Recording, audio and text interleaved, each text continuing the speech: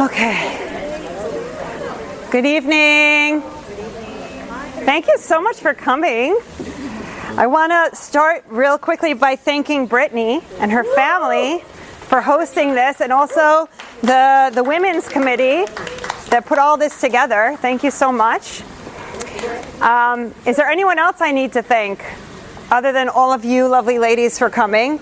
So I'm audio recording the shiur. I audio record everything. I don't video record, although I really would love to, because I feel like you get it's more of an experience when you watch a video versus audio. But I was told by two Rabbanim, I'm not allowed to video, only audio, and I follow instructions. So we're doing audio. So if I repeat your question, or sometimes I've learned over the course of years of doing this that I need to kind of add stuff in specifically for the audio, so people who go and listen after will kind of understand what's going on. So just bear with me if I repeat your question. That's why I'm doing that. So I'll start by introducing myself. I recognize some faces, some old friends, some newer friends, some people that I'm sure we could be friends. So silence your phones. That's a good reminder. And so it's really a pleasure also, I'm noticing, to see a huge variety of backgrounds and ages and probably where you're coming from. So I'm going to try to make this for everyone. It is really the topic for everyone, okay? Let me start by introducing myself. So my name is Dr. Mia Ozer. I don't know, some of you may recognize me, may have read some of the stuff I used to write. I used to do articles and all kinds of stuff many years ago. My whole background is in education and in counseling psychology. And I went on to get my doctorate at USC in organizational change and leadership, which was basically a hybrid degree between business and education. So my whole background is in that wheelhouse, and like any sane person, I left all that behind and went to work with my husband in a construction company.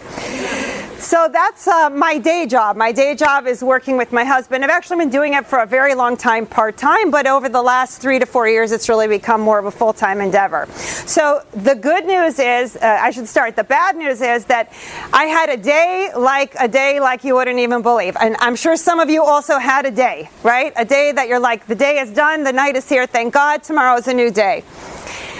The good news is that the way that these things tend to work is that when you're going to give a talk, when you're going to give a shiur, when you're going to try to bring light, when you're going to try to connect with people, when you're going to try to inspire people, when you're going to try to give tools to people that they take with them and they go home and they start using to better themselves and better their environment and their family and their community, the Yetzer Hara doesn't want that to happen. So the good news is he was working extremely hard today to prevent me from being here, but I am here and we are going to make the most of it. Okay, let's hope. All right, so I am a teacher by nature and by trade. So that means that everybody who comes into my classroom, which you are now in, has a notebook and a pen. And I welcome you to take notes. I welcome you to journal. I welcome you to write down those random things that come to you, like you forgot to buy milk today and you need to make sure to get it tomorrow. Okay? And so the idea of writing, of connecting the action, the spiritual action of thinking with the physical action of writing has a really tremendous impact on the soul. And so when you write something, you're actually putting a part of yourself down on paper, and it does something very unique. So I encourage you, don't censor yourself. Don't discount your ideas. Don't discount your thoughts. Okay? If something comes to you and you feel like it, jot it down. Good? You're still with me? Yes. Okay, good, because we're just getting started. How much time do I have, by the way? Okay, all right. If you need to get up and go for any reason, I don't take it personally. Really, I'm at a point in my life, I don't take anything personally. Okay, so do what you got to do. You do you, I'll do me, and we'll all be good. All right. The topic that I was asked to speak about tonight was building strong relationships. And there was a little bit of a behind-the-scenes buzz about the topic, because that's obviously a really, really big topic that could go on for like multiple shiurim, was the idea of building the relationship with yourself so that you then have that in order to go back out into the world and connect with other people in a meaningful way and create strong relationships with other people. So I'm going to kind of follow that theme and we'll see where it goes.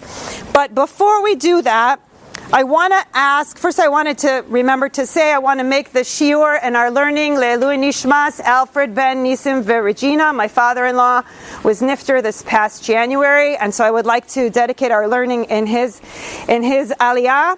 And if you have someone that you would like to, in your mind, you can say, we're going to dedicate this shiur for, if it's a refuah, if it's a shidduch, if it's a aliyah, whatever it is that you need, you can please by all means jump in and dedicate the learning for that. Jump in? Jump in. Shemaim. Tell them why you're here. I'm here on behalf of so-and-so's shidduch. Okay, so before I get into this, I want to know from you guys, does anyone you came here for a reason, you saw the flyer, you saw the subject, do you guys need someplace to sit down? Right here. You're okay? Right there. Perfect. I promise I don't throw things, I don't bite, I'm actually very friendly. Does anyone have any burning questions or issues that you were coming here tonight hoping that I'm going to talk about based on the title of the shiur? I'm very curious. Like, there's just anything, like you're like, I'm coming tonight because of X. Any particular aspect or direction of this topic? Okay, you sure? Don't be shy. We're all new relationships. Yeah. What was it? Same? Yes. She's a new relationships. Of any particular type? Romantic, friends? Either. Okay. Relationship with yourself. Okay, got it. Or both. Exactly. Okay. Dealing with negative relationships.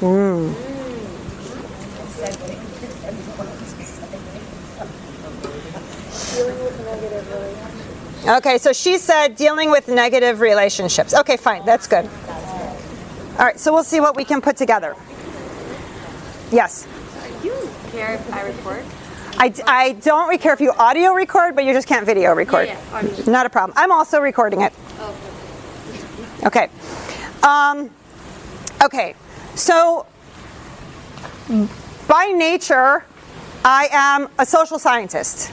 That's really kind of where I come from. I take a stance of observing, investigating. I like to see how I'm one of the people that if there's a big crowd of people, I'm the one who likes to sit there and watch everybody and see them interact and see, versus like the person who's going to automatically go up to someone and be like, hi, how are you? Who are you? Now I did that tonight because you guys are all here and I'm here with you together. But in like a general environment, I'm the person who likes to observe and see. And so in a way, we're kind of all social scientists. And this topic lends itself very well to that. So like I said, the topic for tonight of building strong relationships is a gigantic topic, and it could go in any number of directions. But before we can go in any direction, we really need to ask ourselves, what does that mean? What does it mean to build something? What does it mean to be strong? And what does a relationship mean? When you take those three words that make this beautiful, lovely sentence, building strong relationships, and you begin to break it down and you start to say, well, how could I know how to build a strong relationship if I don't understand what it is to build, I don't understand what it is to be strong or have strength, and I don't understand what is even a relationship? So I want to first throw it out to you guys. What does it mean to build? What is the act of building? What does it look like? What does it feel like? When I say to you, what does it mean to build? What do you think of? What'd you say? Cultivate something. Okay, good. What else? Connection or contribution. So building is making a connection or making a contribution. Okay. What else? Building a foundation. Building a foundation, right? So you can't really build anything physically or spiritually without a proper foundation, right? Yes? Maybe taking time. Taking time? Absolutely. And if it's okay, I'm going to rephrase that to say investing. Would that be fair? If you take your time, you're investing your time. Sometimes even we invest our money, we invest our resources, right? So building, a part of building is investing. Great. Anything else? Creating. Okay, so building something is potentially taking something that didn't exist and making it exist. Whether that's something that we can see and touch, or whether that's emotional connection or relationships. Okay, so is everyone good with that kind of working definition of what it means to build? Right? What is the opposite of building? Destroying, of course, right? And I'm sure you could think about, what is destroying? What does that look like? What does that feel like? Right? So we have, even according to Torah, every single one of us sitting here, Isha banta beita. A woman builds her home, or chas v'shalom lahavdil, destroys her home. Right? We have that koach in us. So we understand already inherently, innately, according to Torah, every one of us sitting here has those kochos. Every one of us has the power to build. So we're focusing on building tonight. We're not going to focus on the other. But understand that every single thing that exists in Hashem's creation has an equal and opposite balance to it. So if you focus on building, you're going to build. If you focus on destroying or behavior that destroys, you'll destroy. Chas v'shalom. Okay? Okay, so I think we have a good working idea of building. Everyone's with me? Fantastic. What does it mean for something to be strong?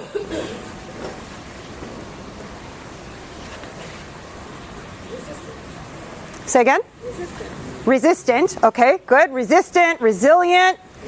Yep. Hard to break. Okay. What's the difference between holding one twig versus holding 20 twigs together? Right? One of them, we can snap easily.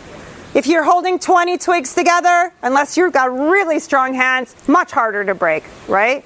It's got strength to it now. The twigs are working together to counteract your pressure. Okay, what else when we say something is strong? It's true. It's true. Okay, tell me more what you mean by that. What? Talk to me. Yeah, you can. I can't do that to you? I can do that to you. I know you. I can do that to you. Okay, so it's true. So when something is strong, we want to look for, I'm trying to weave it in. Let's see. Okay, let's do it like this. When something has truth to it, MS, it has inalienable strength that cannot be broken. Okay? So when something is absolutely true, true love, right? True friendship, MS of connection to Torah, when something is true, it cannot be broken. There is the resilience, there is the resolution of commitment to it, if it's strong. Anybody want to add anything else about the... There's peace. Be'ezrat Hashem. If something is strong, God willing, there's peace with it as well. Anything else to add regarding that? Okay, so now the big question. What is a relationship? And even beyond that, considering that Hashem could literally create anything in any way, why would he use relationships as a means for us to exist in this world together? So let's just start with the first part of it. What is it? What is a relationship? What does it mean to have a relation with something or someone? A connection. Okay. What else? Believing in it. Okay. What else? Give and take. Yes, give and take. Excellent. So if there is a relationship that's a healthy relationship, right? It'll be a symbiotic relationship, right? That the giving and the taking is basically relatively equal. With your greatest friends and hopefully family and hopefully spouse if you have one, the idea of relationship is that the giving and the taking are in equal measure.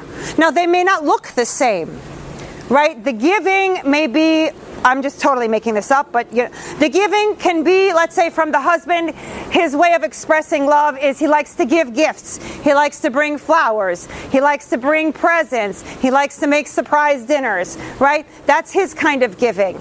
And the wife's reciprocating for that is she likes to cook for him. She likes to help him with his work. She likes to make sure that things are organized for him around the house. She likes to help him, right? So there's a book, I don't know if you've heard about it, called The 5 Love Languages. You ever heard of this book? Amazing book. And it talks about all the different ways that people like to give and like to receive. So in the context of relationship, there has to be a giving and a receiving. What happens if there is not? It breaks. It will break, right? And the members of the relationship will most likely be very unhappy, dissatisfied, resentful, hurt, and angry. Right? Fair enough? Okay. So we understand that building is creating. We understand that strength is equivalent to resilience, right? And we understand that relationships must be some element of giving and taking. And we have a whole variety of relationships that exist in this world. So I'm just curious, if I throw out there, given that Hashem could create anything and in any way, why relationships? Why would he force us into situations where we absolutely must interact with other people? I think to learn more or perfect yourself. Okay, so to learn more and perfect yourself. And in what way? How do you learn and perfect yourself from relationships? So you work on your attributes or your characteristics. Uh-huh. Did she get one? Did she get one of those? Did you get one? Oh, sorry. There you go. No worries. So working on yourself, working on your attributes. So what aspect of relationships gives you the ability to do that, to work on yourself? Experience. Say it again, louder. Experience. Okay. So tell me more what you mean by that. I mean that throughout going through certain situations, we learn Okay, very good. what we like or what Right. we don't like, and from that, sometimes we learn, sometimes we don't, and then it brings us more situation to teach us the lesson. So I don't know if everybody heard her, but she's basically saying through our experience within the context of relationship, we learn. We learn what works, we learn what doesn't work, we learn people-specific things that work and don't work, and we learn also, like she was saying, about ourselves.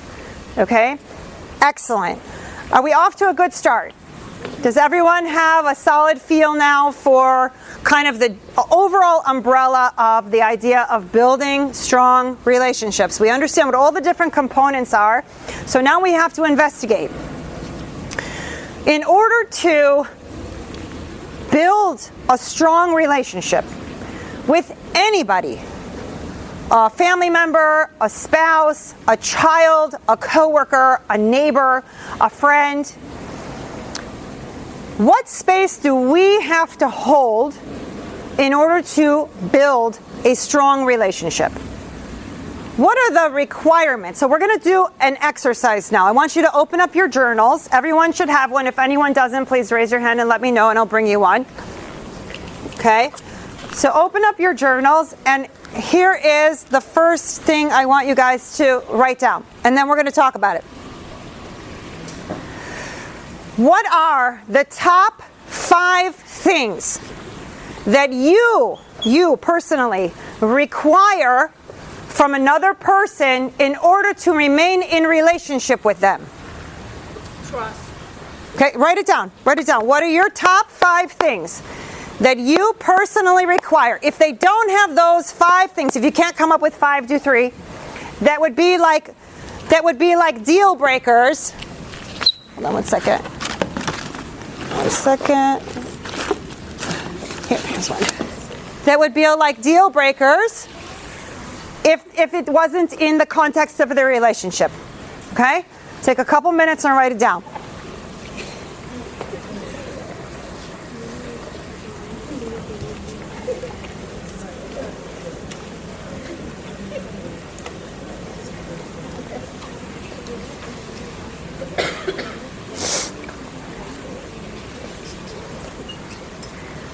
Good. Is it hard or easy? Is it coming quickly, or is it hard to think about? Huh? It's good? You got them down? Okay. Okay. How many people wrote trust? Raise your hand. Almost everybody. Okay. And I picked that because you said that first, so I heard it say. Okay, who else can offer up one of their top 5 things? Yes. Honesty. Hold on, what do you say? Loyalty. Anybody else write loyalty? Okay. Hannah, you said honesty. Okay. So trust, loyalty, honesty. What else? What else is on your list? Respect. Kavod. Understanding, I heard over here. Yeah, you said it, understanding. So when you say understanding, you mean like they understand you and you understand them. There's that back and forth. Okay, good. Yes? Reassurance. Reassurance. Tell me more what you mean by that. Like affirmations, like I guess like confirmations, like to make sure that you feel the same way about each other in any type of relationship. Okay, very good. So there's an equal, I'm paraphrasing based on what she's saying, and you can correct me if I'm not hitting on your point. There is an equal desire and interest in being in that friendship or relationship. And so you're mirroring each other in your desire to be in that relationship. Did you want to add? Willingness. Willingness, okay. So you're both in there you both want to be there, right? Both of the people want to be in the relationship. Okay, what else? What have we missed? What is it? Communication. So the person has to be a good communicator with you. Be able to understand. That kind of goes back to understanding as well. What else? Yes?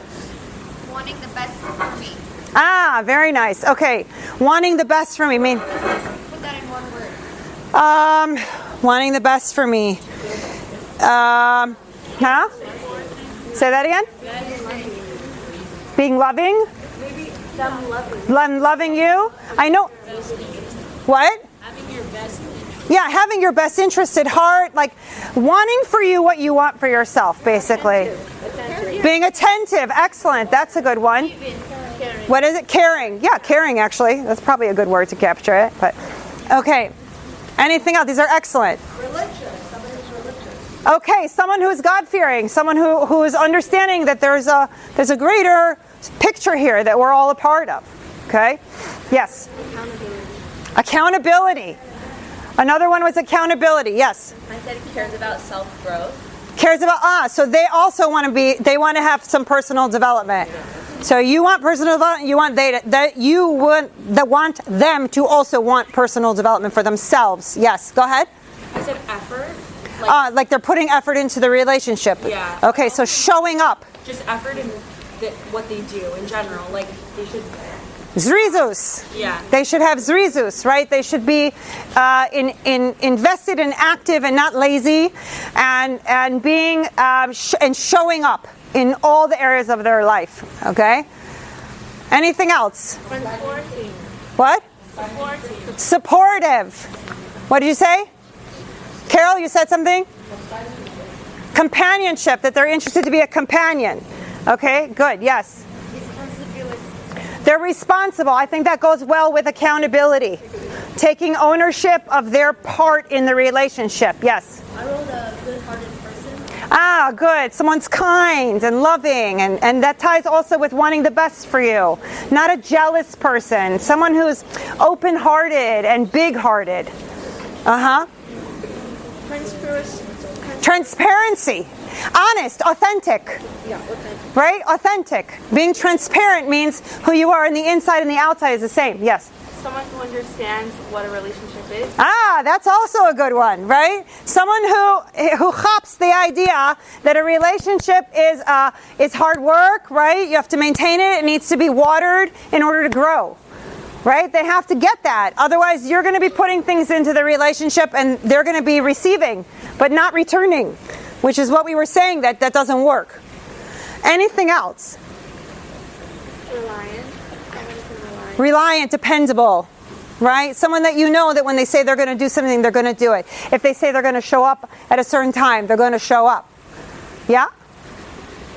Good. Anything else? Okay? What? Manners. Midos. Where's your midos, people? Right? Midos. So, I think we've compiled an outstanding list. I don't know what we said, 20, 25 things. I'm not sure how the list got kind of grew, very, very nicely. So now, I want you to take the list that you just wrote, whether it was your own stuff originally or you kind of heard everybody and you kept going, which is great, no problem. I want you to look at your list and I want you to ask yourself, how many of those things are you succeeding in being in a relationship? You follow my question? So we all have identified what we want in another person who's going to be in relationship with us, right? We know what we want. Now the question is, when you reflect on your list and you look at your list, ask yourself, how much of this am I doing or being or giving? Go down your list and put a check mark next to the one that you think, I've got this. I own this characteristic. I am all about the giving. I am all about the reciprocation. I am all about the showing up. Put a check mark next to it. Put a question mark next to the characteristic that you think perhaps, and I'm sure none of you need to do any personal work here. I know you're all perfect, but just in case, put a question mark next to the ones that you think you could potentially, maybe, be able to improve on. Okay? Because part of building strong relationships is understanding who you are as an individual and what you bring to the table. Okay? Because it's not so fair to expect things from other people if you are unwilling or unable yet to give those same things.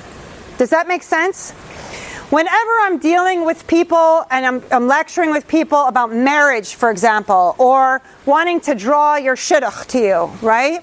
And you go out with people and you're trying to see, what's working. And in the context of marriage and shalom bayis, what's working? There always has to be a certain self-examination process to identify what are you bringing to the table. What space are you holding? Where are you doing well? And where could you improve? Because it's so easy for us to look at the other. It's so easy to look at the other person and find their fault. Find where we feel disappointed. Find where we feel let down. And when we have those kinds of feelings, we are immediately weakening any relationship we have. Doesn't matter if it's with our kids, our parents, our significant other, it doesn't matter what the relationship is. Hashem created relationships as a model. Now, what is it a model for? Our relationship with Him. Bingo. Hashem created relationships as a model for our relationships with Him. And so every single thing that we experience in relationship is a representation in some way of some dynamic of the relationship we have with our Creator. So, when we want Hashem to give to us, we have to say, where can I give? When we want Hashem to have rachamim with us, mercy with us, we have to ask ourselves, where in my life, where in my relationships, can I have rachamim? It says that when you are taking care of Hashem's children, Hashem will take care of you. That means, B'kitzur, how you act with Hashem's children is how Hashem will act with you. If you find in your life that you have a lot, God forbid, chas v'shalom, a lot of judgment, a lot of chaos, a lot of things that seem kind of all over the place, We have to ask ourselves, where am I being judgmental? Where am I not being fair? Where am I not allowing someone else to alleviate their pain? Okay, this is really a huge concept. It's really a huge concept. So I want to take a step back and I want to read something to you about the idea of connecting with and understanding the inner self. So much of our time is spent just taking care of stuff, right? It's so hard at the pace of life to really take the time to do internal reflection in a fair way that really gives yourself the space to say, how am I doing? How am I holding myself? Where do I feel like I'm falling down? Where do I feel like I have koach and strength? Okay? So one of the things we have to understand is that to build a strong relationship, you have to know yourself. You have to know what you bring to the table. You have to know what your triggers are. You have to know why people trigger you. Okay? And the only way you can know those things is by self-examination. And really taking a look in your life at where you get thrown off. Where do you feel hurt and angry and disappointed and balagan in your head, right? We have to begin to ask those questions. If you don't ask those questions, you can never know yourself. And if you don't know yourself, you cannot see yourself, which means other people will see you. Other people will see your behavior. Other people will see your mitos. Other people will experience you, the true you as you are, and you may not even know. You may not even know, right? So where do we go to learn? How do we open the gate for ourselves to really begin to unveil these hidden aspects of ourselves that are really the keys to our greatest success? Is to look in our lives at the most painful points, the most difficult relationships, the people that aggravate us the most, the places where we feel the most frustrated, the places we feel the most let down, and begin to exist in two spaces at once. Let me explain what I mean by that. This concept was introduced, now I'm sure it's in the Torah all over the place. I'm actually in the process of researching it. But there is a book called Opposable Minds by some guy, I don't know, it's not a Jewish book, it's just a book I read when I was in my doctorate. Opposable Minds. This concept means you have to be able to hold within your mental space two opposing concepts at the same time and evaluate both of them equally. So what does it mean? It means to stand in front of your spouse when he's just done something to actually make you crazy, to be experiencing that while it's going on, and at the same time in your mind going, oh my God, I'm literally so triggered right now. Why? Why am I triggered? What is he doing right now that is making me feel the way that I'm feeling? In the space of an argument or a conflict in relationships, our natural response is to just react, right? The person says something to you, you immediately jump. Reaction, reaction, reaction, reaction. No more shalom bayis, fighting, no talking, whatever, God forbid, whatever it leads to. Okay? However, if it goes on and you're able to maintain your cool internally and you're able to start asking yourself, wow, there's something happening right now. I see that it's going on in front of me. It's really, really bothering me. But why is it bothering me? What's actually taking place right now? Now, if you can't do it in the moment that it's happening, because that's really hard, it takes a lot of practice. You have to catch yourself, right? It's, the first 5 minutes of an argument go by and then you're going to be like, oh, wait a minute. Let me think about this. As you get better, it can start being like the thing starts and you're immediately in that space. You're immediately asking yourself, what's happening? If you don't catch yourself in the argument and the argument has already happened, so then you have to sit and reflect after. But one way or the other, you must ask the questions. You must ask yourself, how did this impact me? Why did it impact me like that? And then, the hardest question, where am I doing this in my own life to other people? Because granted, if it exists, if it's in front of you, if it's in your movie, chances are greater than not that somehow you are perpetrating the same thing in someone else's life and you may not even be aware of it. That's a hard nut to swallow. But more times than not, that's the reality of what's going on. What happens when you fix it? You stop seeing it in your life. It leaves. Because you've made the tikkun. You've made the correction. It doesn't need to be there anymore. Hashem pulls back another layer, says, Kol hakavod, good job, you passed. Now let's go to the next level. Level 2, level 3, level 10. Yes? What did you say it is that we do in our relationships? I said a few different things, but the most recent thing is that usually when we see something in our relationships is because we may be enacting some element of that in another part of our lives. Or To other people. we're doing it to other people, but we're experiencing it from other people. We're doing it to others too. It usually something exists in your movie because there's a part of you, I don't know, doesn't necessarily have to be the whole thing, it could be one thread of it, right? That exists and other people are experiencing it from you. Okay? So you see why this is such an ingenious system that Hashem created. Because 9 times out of 10 we don't see ourselves.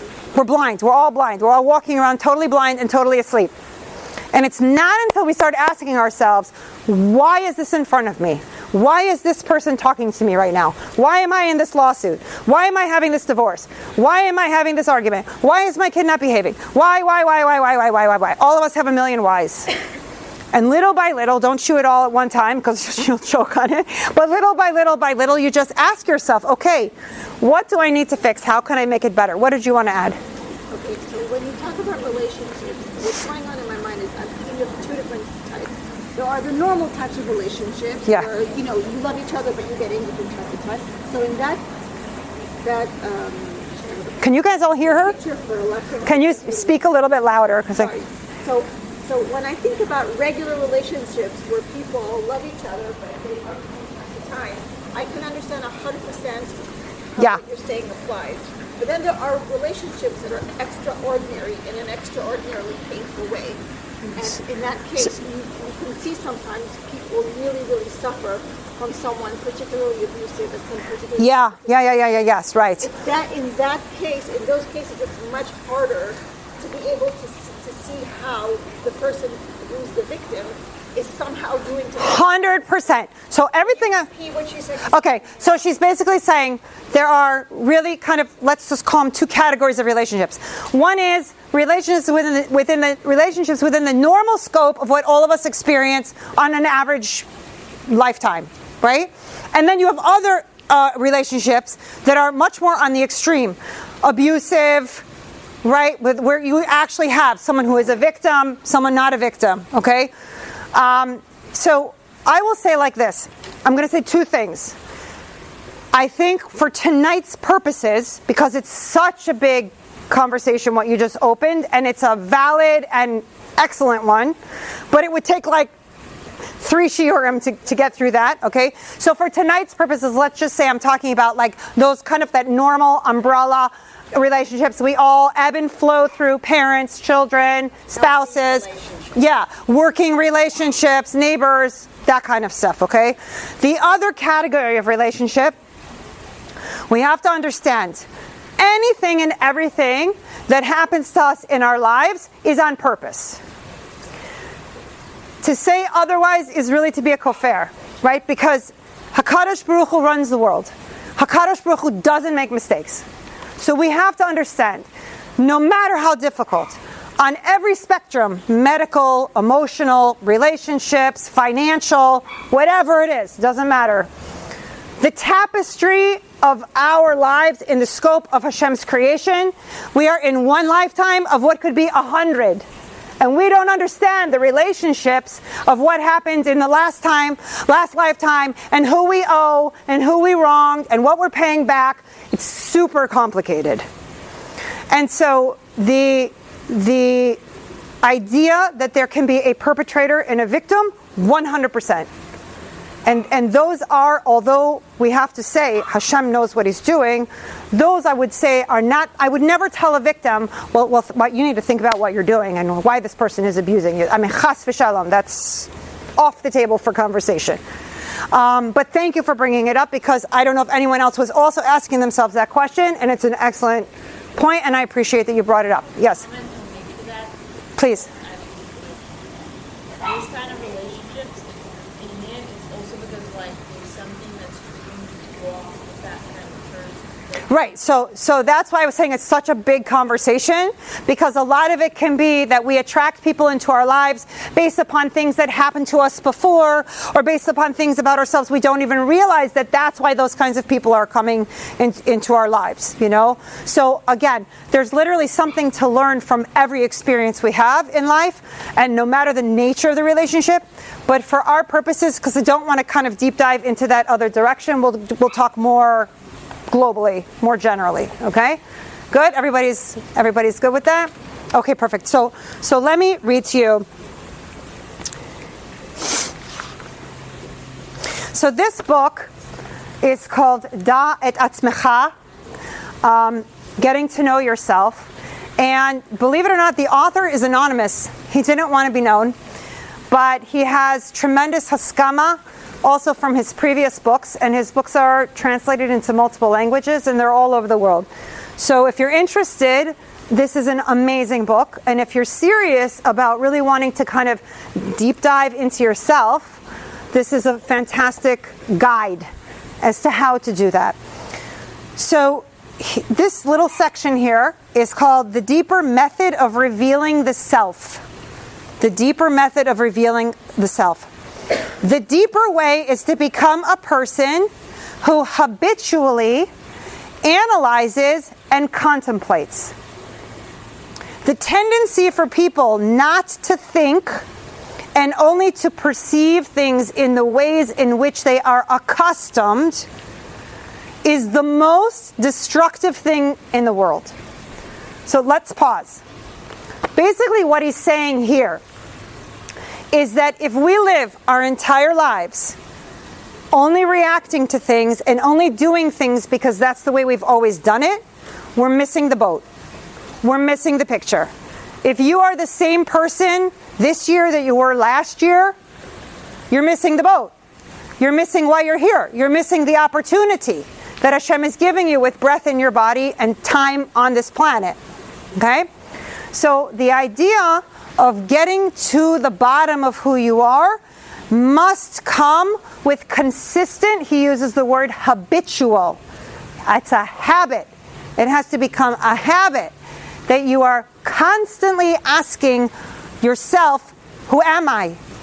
And constantly in a state of being that social scientist, of being that observer of your own human nature. What I have also found is very helpful is to observe how people react to you. You know, like when I'm in a situation and you start to notice body language, you start to notice, are people nervous around you or are they comfortable around you? What is the environment when you walk in the room? Does everything change? You know, a lot of that happens. Have you ever had that happen? Someone comes in, the whole place changes, and the person is totally oblivious. They have no idea. Okay? I had something happen to me, God bless. In my synagogue, the lady, she seems so sweet, and she comes up to me and she starts telling me what we have to do to bring Mashiach. Right? She's telling me we have to behave like this, and we have to do this, and we have to do this. And this is a lady who violates all the rules that the rabbi puts in place in the women's section of what to do and how to behave. And I looked at her and I said, wow, that is super interesting. And she kind of looked at me and I was like, thank you for sharing. Because Hashem says, the Torah says, you shouldn't share with people if you know they can't hear you. Right? You can't do that. If people can hear you, if you meet them where they are and they can hear you, so you share. You give a little gentle, loving, little musar, right? But if you look at someone's face and you hear the words coming out of their mouth and you're baffled by their blindness, chances are they're not going to be able to hear you. And so it's a chesed to not say something. Okay?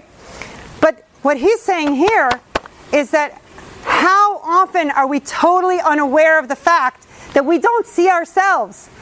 And the only way we'll begin to see ourselves is making it a habit to investigate ourselves, our internal workings. Okay? To attain the self, one must be inward, thoughtful, contemplative, and analytical. If one lives without these faculties, he will naturally turn his view outward. Can you repeat again? Yes. To attain the self, knowledge of oneself, one must be inward, meaning inwardly thinking, his view must be inward, thoughtful, not just blindly walking around, contemplative. So it's not enough to just observe. You have to actually think about what are you observing? Contemplate it. And be analytical. What does it mean to analyze something? You break it down to its parts, like we just did with the title of this shiur, right? You have to analyze. Why did I behave like that? Why did I say that? There are times, and I'm sure every one of us has experienced, maybe the younger girls haven't experienced this yet, but I guarantee you anyone even close to my age has experienced this. Your mouth opens, words come out, and you turn around and look for your mother. Yes? Anybody ever experienced that? That literally how you sound and what you said was exactly what your mother said to you 30-something years ago. Okay? So that's the kind of stuff that we have to catch. Now, maybe it was the right thing to say. Maybe your mother was a total tzedekes and tremendous role model, and the fact that you are saying what she said is a huge schutz for her and for you. Or maybe not. Maybe not. But we have to ask the question in order to know. Okay. Are you with me still? Yes. Okay. Are we moving along? Yes. Okay. So if we're moving along and you're with me now, I'm going to ask a couple questions. Make sure you're awake. Okay? So, what are some of the things that we have to do and know in order to build strong relationships? Analyze the situations. Yes? You know your triggers. You have to know your triggers. I'm telling you, if you do nothing else but sit and figure out why you get triggered, this is already a lifetime's worth of work. I'll tell you something else I've observed in all my years of being a therapist and just being a mom and a wife and so forth. When you ultimately identify your trigger and you challenge it, you challenge your trigger, you will ultimately find it is so dumb. It is so dumb. The things that trigger us in the end are really not valuable. They don't serve us. But let me tell you who they do serve. Your Yetzer Hara. Your triggers are the tool of your personal Yetzer Hara. If you disconnect those triggers, you're winning the game. You understand? Hashem created a curriculum for every human being when they came into this planet. You're born into this planet. I don't know if you've ever heard this before. This is a little bit of Kabbalah. The very first thing that happens to you when you come out, your personal guide in this lifetime, your personal Yetzer Hara, is waiting there for you and jumps right into you. Welcome to the world. That's your personal curriculum. Hashem has a plan for every single person. He knows you inside and out better than we will ever know ourselves. And so when we begin to identify our triggers, it's like diffusing a bomb. When you diffuse one of your triggers, you take away that koach from the Yetzer Hara. It's like you diffuse the bomb. You have just reached 20 levels up. Most people go through their entire lives and they don't even have a clue what their triggers are. They know they get upset, because we all do, but they don't necessarily know why, and they don't necessarily know how to fix it. So what will happen?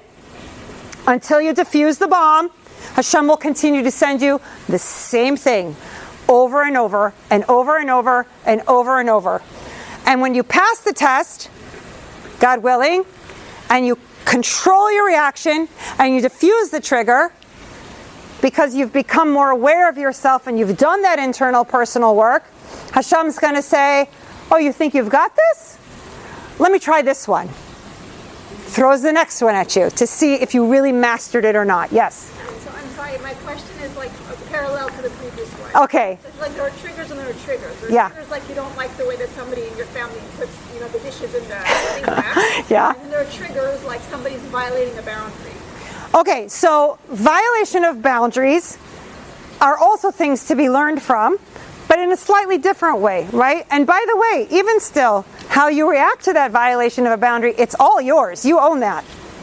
Them violating the boundary, you may say that's not okay, but how you handle them violating the boundary is something for you to play with to see like, okay, well, am I within limits I'm comfortable with about how I'm reacting to that situation?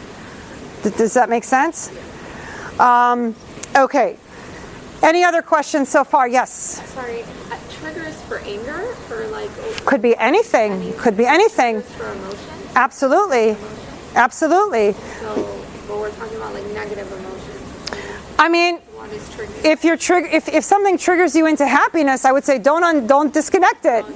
All right? We want to be in simcha. We want to have those. This is about stuff that's okay. I love this question. I'll tell you why.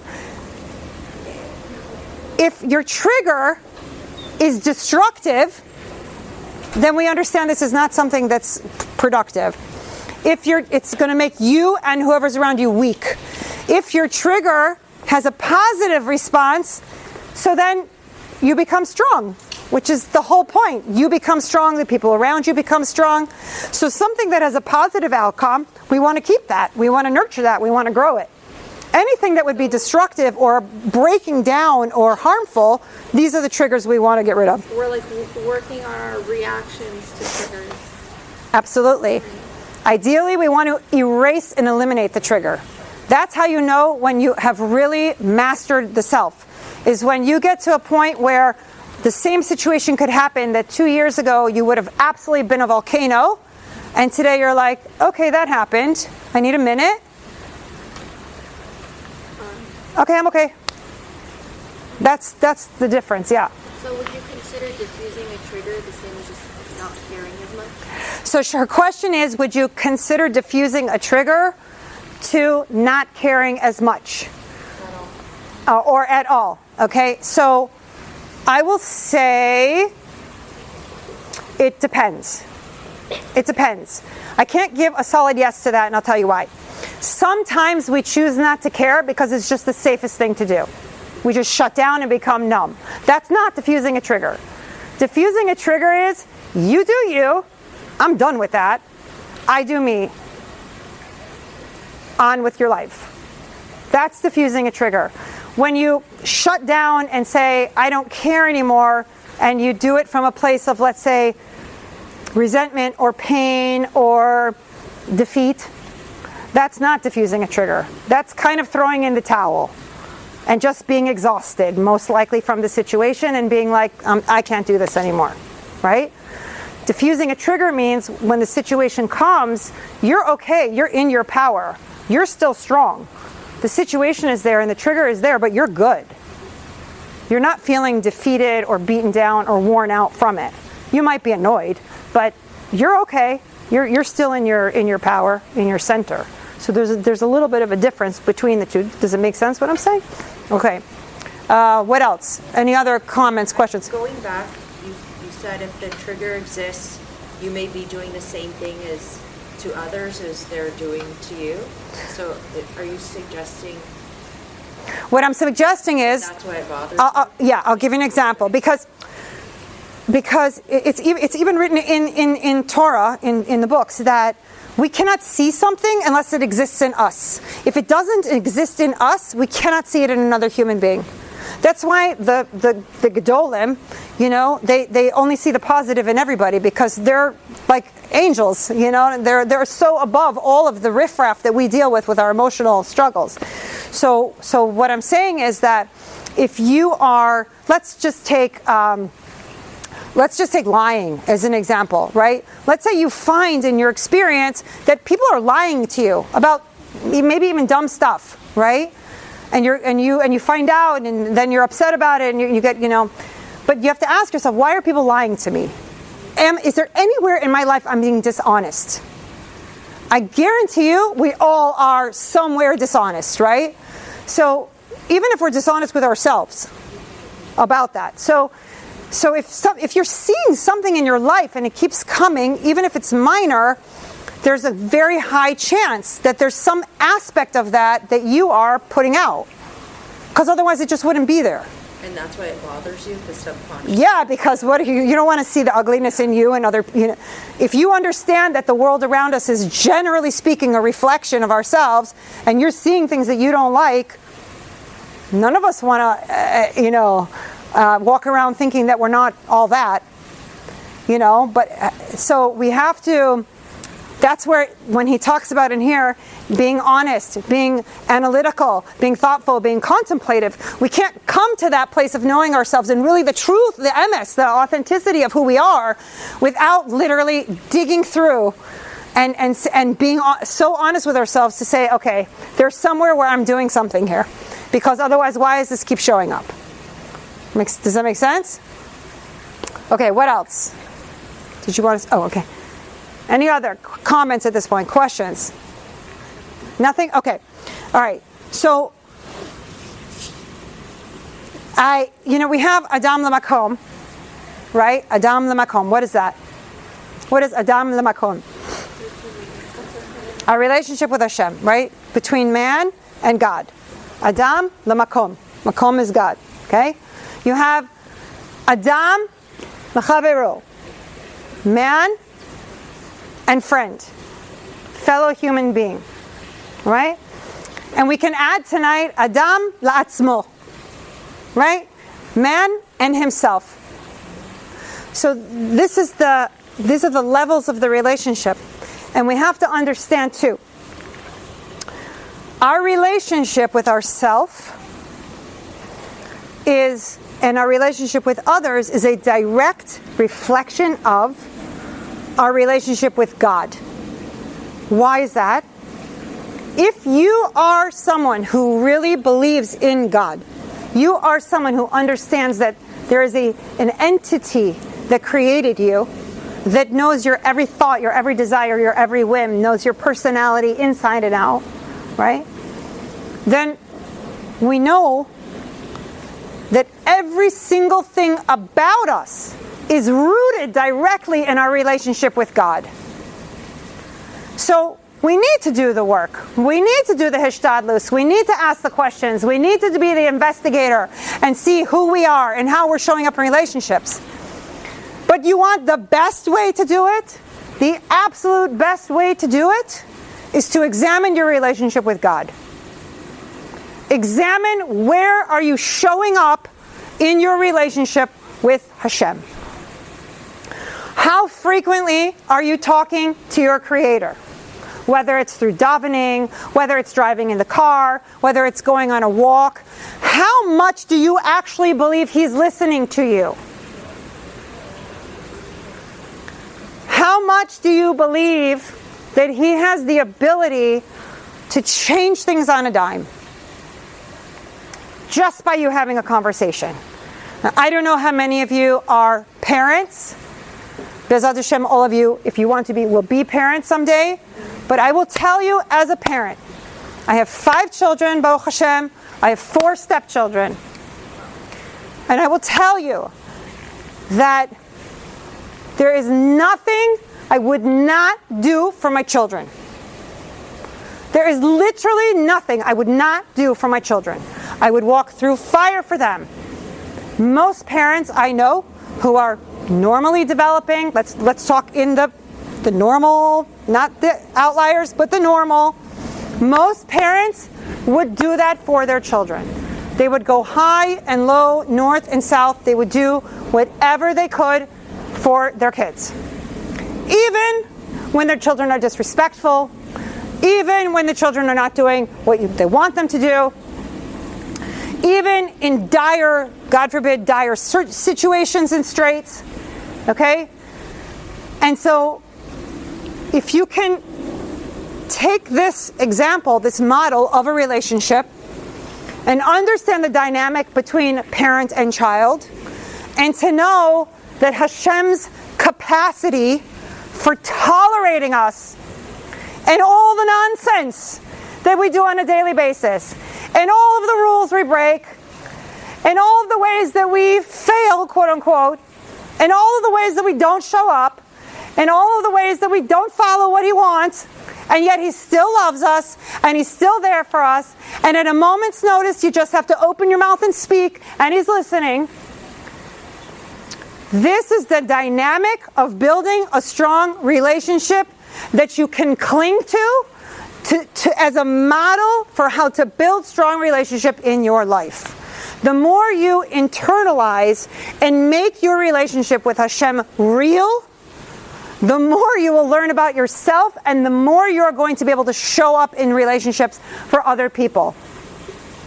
It is really sometimes hard to believe how much parents take from their kids. Really at every stage of development. I say little kids, little problems, big kids, big problems. Okay? When you're a new parent, and you have your first kid, you think, oh, amazing, and then they're going to grow up and it's going to be so much easier, and then I'm going to be an empty nester. It doesn't work that way. It just doesn't work that way. Okay? The worries get bigger, the prayers get bigger, they are more frequent, the requests are bigger asks, the necessity for Hashem to infuse you with His strength, because you feel if He doesn't hold you up, you're going to fall down. This connection we have with the HaKadosh Baruch Hu, this relationship that you want to build with Him, is what can literally carry you through every other relationship in your life. And by examining that relationship, you can take from it and put it outward into the world. So we connect to Hashem, we investigate ourselves, we put it out in the world. And we don't want to be putting out garbage. We don't want to be putting out blindly. We want to be putting out the best of us. And so the only way to do that is to really identify who we are, what we need to fix, get busy working on it, and do the best that we can. And just remember that there's no limit to the number of times you get to try. Hashem keeps you in life until He can't anymore for whatever are His calculations. But while you are here, you have limitless opportunity to improve yourself and improve your relationships and draw closer to Hashem. I'm going to share a story with you. Hannah, who's known me forever, asked me, so you don't wear a shadel anymore? I used to be known as the tall blonde lady. I had a blonde shadel, right? Anybody remember that? Now I'm known as the tall lady with the tichel. Okay? So my whole persona changed. I'm going to share the story very briefly, but the reason I'm going to share it with you is because my relationship with HaKadosh Baruch Hu changed in a significant way. This is one of the physical manifestations of how that changed. And I can tell you with absolute certainty that the woman standing here today is not the same woman who was lecturing in Elul this past year, is not the same woman that was lecturing 5 years ago or 10 years ago. And I hope that I am not going to be the same person that's going to lecture in July when I do these events. And that's because I now live my entire life begging Hashem, begging Him to please help me become who I need to be, to do my work in this world, to help as many people as I can, to be as a wife and as a mother as best I can be. In November of 2020, I had a routine surgery. It's a surgery that's done a gazillion times over. I was in the recovery center and I didn't feel well. I wound up having severe internal bleeding. I was back in the emergency room. I don't know if anyone in here is in the medical field. The body holds about 12 pints of blood. Be'erech. I had lost 10. I was literally almost dead. And the last thing I remember was the doctor over my face trying to get the phone number of my mother out of me in case she needed to call her to tell her bad news. I had been in, let's say, a process, this kind of a process, what we're talking about tonight. self-development, self-growth, trying to find closer connection to Hashem. And I was reading a book called Olam Haba by Rav Avigdor Miller. It's not light reading, it's not for starters, but it's all about why we're here. And all about the idea that this olam and our relationship with each other, all of us, even tonight, this is divinely orchestrated. You're here for a reason. There are people who wanted to come, they couldn't. People who maybe didn't know they're coming, and they're here. Because Hashem puts you where He wants you. So guaranteed there's something for you here tonight to take home. Okay? I was being wheeled to the emergency room. I was in the emergency room being wheeled to the operating room for them to try to save me. That was after having 4 ports, 2 in my neck, 1 in each arm, with pints of blood on I could see the blood coming in and them trying to get blood in my body. And as they're wheeling me down the hall and I see the lights, in the hospital, you have the lights, I see the lights passing as they're running me down the hallway. And I just remember the last thing I thought was, Hashem, I'm sorry I failed you. I'm sorry I didn't know why I'm here. I'm sorry I didn't know you're here the way that you are. Please, I beg you, give me another chance. Sorry, I get emotional. I beg you, Hashem, please bring me back to my husband and bring me back to my children, and I'm yours. I'm yours. Whatever you want from me, I give up my shadel. I'm sneezed from here to here. Whatever you want from me, I'm yours. I'm yours completely. Eved Hashem, I'm it. Went through my process. I was in the hospital about a week and a half. It was the height of COVID. Nobody was allowed to come in. I was by myself, literally. Couldn't speak, couldn't talk. I had no koach. It took me about 6 months to completely recover. And from that point forward, I go wherever I'm asked. I speak to wherever I talk to whoever needs me. I don't ask why. I don't charge. You can't follow me. I have no social media. I'm just here for you. And so this was a part of that process. It was not easy, but it put me in a space where I said, I am going to know myself better than I've ever known myself before, and I'm going to make that my daily mission to know what I'm doing wrong, how I can get better, who am I hurting, who am I helping, what trail am I leaving. And right before the high holidays in 2021, so now so it was November of 2020, right, the high holidays after that in 2021, I'm not kidding, I made some of the hardest phone calls of my life. People that I know I had wronged, people I had hurt, people that I suspected I had hurt. I called everyone I could think of and I begged for their forgiveness. I begged. I called my ex-husband. I called his wife. I called my husband's sister that I had a very contentious relationship with. I called everybody. And I said, I am going into this Rosh Hashanah clean. I want to only have to focus on myself, not from a standpoint of selfish, narcissistic. To know, who am I? What do I need to break? What do I need to fix? What do I need to build? And I want every relationship in my life to be strong and healthy. And that has been my focus. I'm not saying you have to do that same thing. I am on the extreme end of how that happened and how I got flown into it and how I got to where I am today. But I am telling you that it is imperative that you do this work. If you want true happiness, if you want true peace, if you want menuchas hanefesh, to walk in the world and understand you are God's creation. You are a woman, a daughter of Hashem. You have no limits. To be honest, as a woman in this world, a Jewish woman, you are limitless. And the only saddest thing is that people don't know it. You're mamish limitless. You mamish can accomplish anything and everything. You can make every relationship in your life excellent. And if someone refuses to get on that train, maybe they're just not meant to be there with you. Or maybe you say, you're bumping up against their own limitations, and you give them the space they need to figure it out, and just love them in the process. When it's a child and they're not doing what you wish, just love them.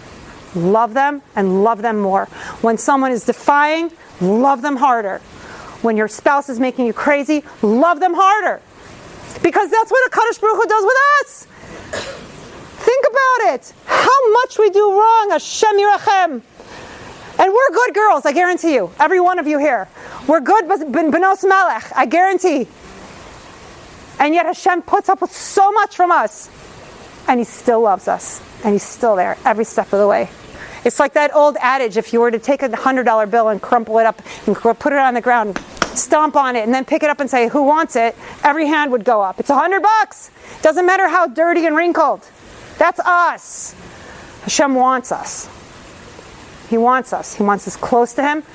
Just like I want my kids calling me, whether it's from the East Coast or LA or school, and saying, Ima, I need you. Can you do this for me? Yes, I would be delighted to. Hashem wants that call from us. He wants us to build a strong relationship with Him. And when we do that, we can build a strong relationship with everyone around us that we desire to. Make sense? So I'm telling you, you can do this. You've got this. I told Hashem, I will go wherever you need me, but under one condition. I want excellent students. I want to know anyone who's in front of me has the capacity to take what I'm giving.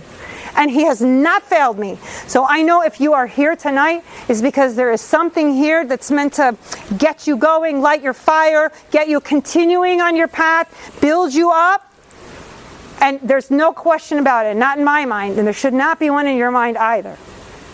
Okay? So whatever things are challenging you right now, whatever relationships, or the relationships, and I'm going to make one little pit stop over here and talk about shidduchim. How many people are single? You will attract who you are. It's that simple. You want somebody with amazing midos and honesty and integrity and loyalty and trust and faithfulness and all these amazing things we listed. You must be that. It is a universal principle that Hashem created in His matrix. You will attract who you are.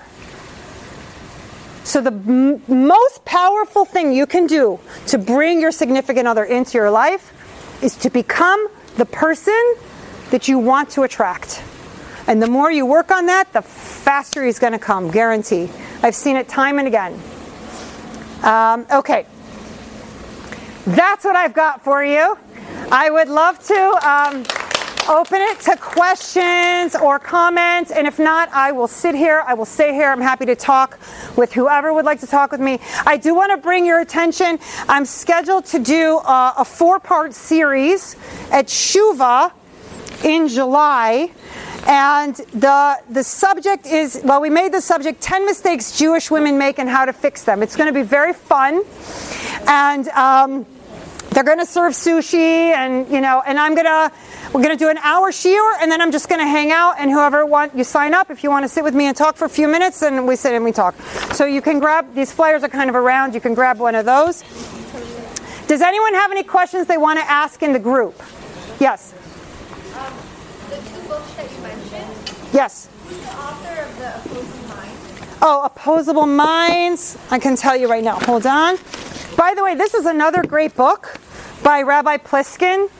This is excellent. It's called Gateway to Self-Knowledge. Rabbi Pliskin, Gateway to Self-Knowledge. Basically, the first part of the book is introducing a lot of the concepts we talked about here tonight.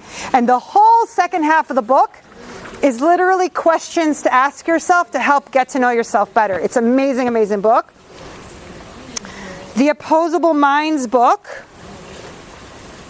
is...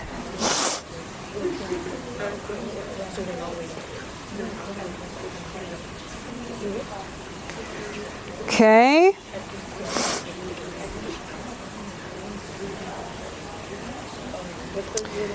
Roger Martin, The Opposable Mind. It looks like this with a big rubber bands ball on the top.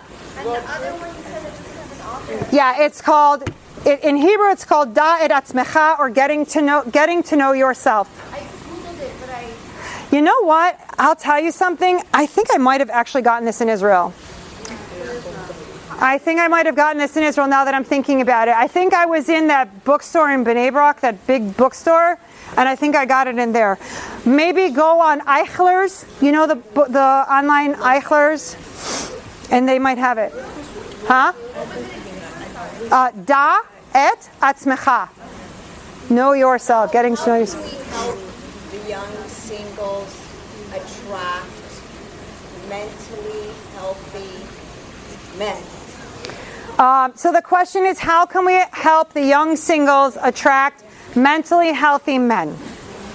So I don't know if you're talking about like within the shidduch system or not, but I think first and foremost is to do your due diligence about who the person is. And okay, I'm gonna give you a Mia-ism. I'm Mia, and it's my ism. People will show you who they are. Believe them when they do. I'm going to say it again. People will show you who they are. Believe them when they do. Okay? Everybody has a tell. People can behave for only so long. And then the real self comes bubbling out in one way or the other. When you see, in a dating situation especially, flags, and these young girls, sometimes they don't have any experience, so they don't know. But for example, how does the person speak to other people? If you go to a restaurant, is he nice to the person serving you or not? Does he care where you are and how you're walking together? Is he paying attention to you, or he's on his phone? Is he following in conversation? You're talking about one thing, does he suddenly start talking about something else? There's flags that you can pick up on that, don't seem quite right. When you see those things, pay attention to them. Now, sometimes they always say, first couple dates, people are nervous. You give them the benefit of the doubt. And you can, if they seem like a generally nice person, so you continue. But if you continue to see that kind of behavior, and it's not comfortable, or it seems weird, or you're not really sure what's going on, so you pay attention. You have to pay attention. I think so many people want to get married so badly that they're just willing to kind of overlook this stuff. And then they get to a point where they're engaged or even married, and now they're in a situation. People can only change so much unless they're willing to do the work that we talked about tonight. Right? You don't ever get involved with someone because you think you can fix them. That is your own demise. Right? You don't marry someone or get in a relationship with someone to fix them. They have to want to fix themselves. Right? We don't have control over anyone other than ourselves. And so people have to want to be, someone said that, someone said the idea that they want to develop, they want to have personal development. That would be a quality that you would look for in conversations when you're dating. What else? What other questions? Yes? You were talking about diffusing your triggers. Yeah. Do you have any suggestions maybe how to do something like that? Yes. So the question is how to diffuse triggers, suggestions on how to diffuse triggers. So, silence, this is not me, I wish it was. This is Rav Avigdor Miller. Silence is produced. Silence is not the absence of sound. Silence is produced. People produce silence by restricting and not speaking or acting. Okay? The greatest way to help diffuse your own trigger is when you're in a situation where you feel that that gurgle and that churning, is to produce silence until you have a handle on what's going on and a handle on what is the best response for the most positive outcome. Now, you will blow it many times.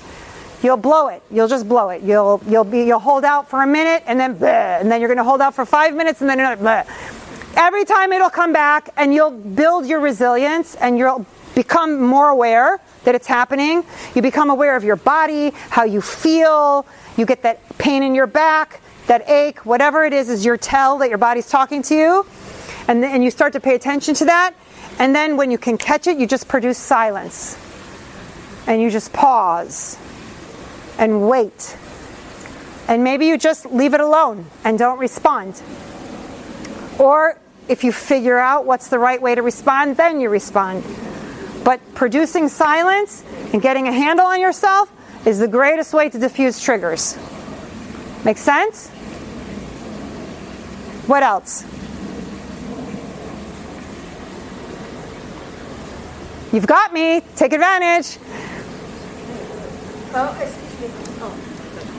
How long before they have to date each other for marriage? How long is it? Like 6 months, 3 months? Her question is, how long should people date each other before they get married?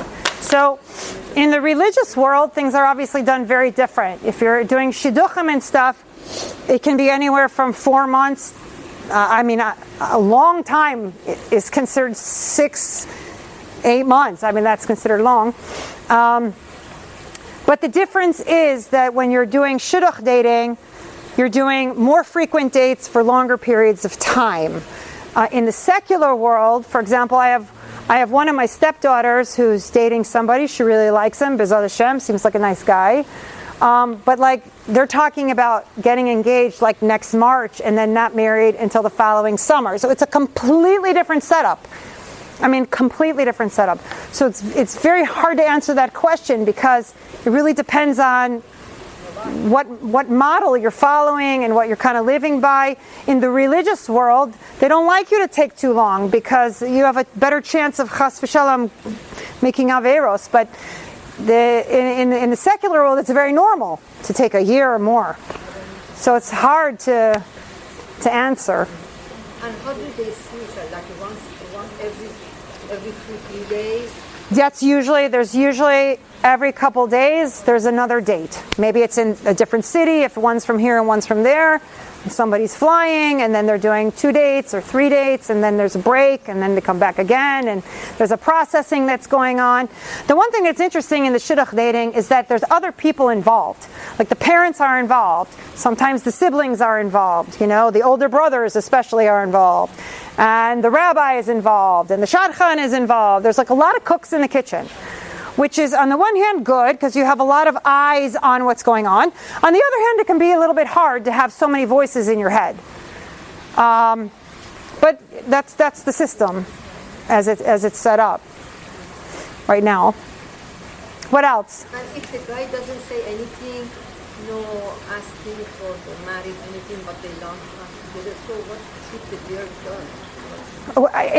Wait, say that question again. When they going out, like 2-3 months, and then they should go to the family of the guy or the guy. In like a shidduch type, in a shidduch situation. So the question is, if they're dating already 2 or 3 months, like at what point do they meet the family and things like? Is that kind of?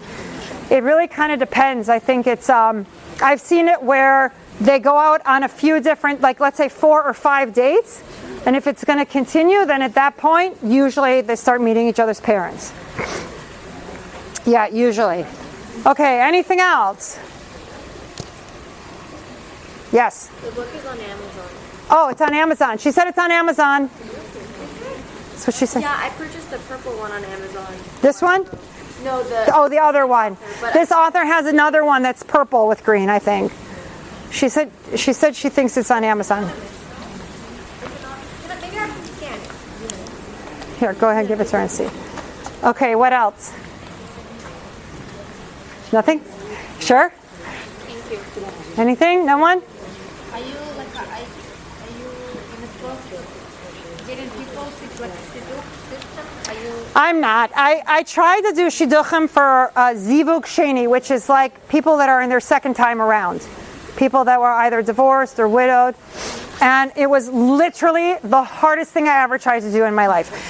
The good news is I did not have anyone tell me after a date, what in God's green earth were you thinking? Like I was on target with the personalities. Like they got along, but it just didn't make it down the aisle. And then it just became like just very too much time and I was working and so I had to kind of give it up. But she does stuff. Chana, you do shidduch? Yes, we're trying. She does. We have a group of us, for all the Sephardic girls here, there's a group of Sephardi women getting together and trying. We're trying to put together a, I don't know, a whole program to fit you guys. So talk to her if you want to go there. Okay, if there's nothing else, thank you so much. Hashem should bless you all with everything you need. Excellent health, amazing relationships, tremendous financial success, happy employment if you're employed, happy marriages, shalom bayis, children, grandchildren, everything you need and want, and most important, an unbelievably strong kesher to HaKadosh Baruch Hu. Have an amazing, amazing night. Oh, okay. Thank you so much. Thank you. Thank you. Thank you. So my hands are freezing. Nice to see you. I really just want to tell you how an amazing speaker you are. Oh, thank you. Literally love you. I'm not even kidding. Group hug. No. Out of my seminar, I've never been so appealed to a shiur in my life. Oh, Baruch Hashem. Oh, wait. Let me shut this off. I don't want to record.